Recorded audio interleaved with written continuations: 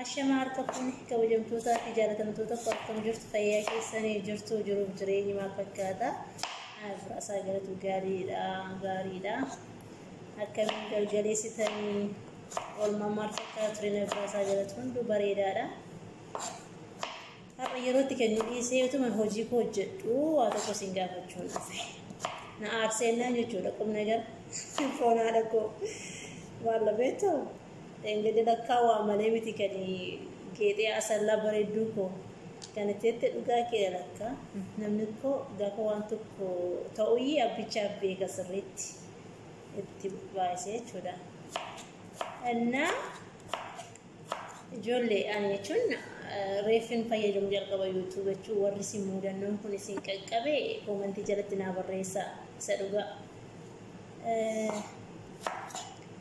ijoollee wajjin eegge bakka maamila walii taane subscribe walii goone booda jechuudha yeroo laalee sanatti bakka namoota baay'ee naa godhe namoota baay'ee fin godhe sadhuga annaa booda tuma sa'aatii tokkollee hin turiin booda nama lama yookaan nama shamit sadhuga nama 15 ol kan ta'an jechuudha takkaamatti subscribe isaanii deebisanii balleessan ta'ee jechuun YouTube ofiisaaf balleessuu danda'a maamila warra ta'anii naa himaa warri beektan sadhuga innaa gaafa laalu hariifdha garuu mabbuutanii kaatanii gaabbitu jechuun yoo namni suni guddate jechuun isiniif hin ta'u bakka ofii guddachuu barbaadu jechuudha moo maaliifidha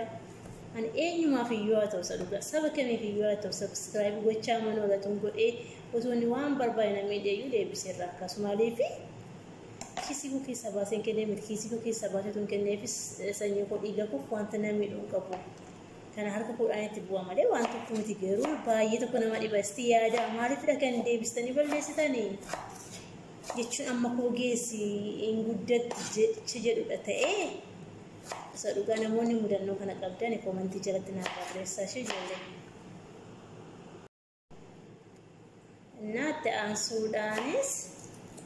maaliif akka ta'estu namoonni mudannoo akkasii qabaattan komentii jalatti naa barreessaa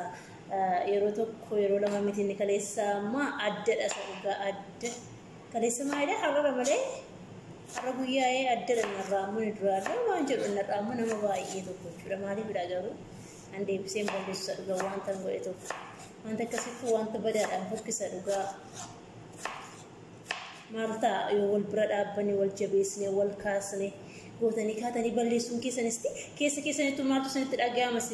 sammuu keessan isin ceebba'u irshee miidhasa dhugaa waaqa waan akkasiin godhina jechuun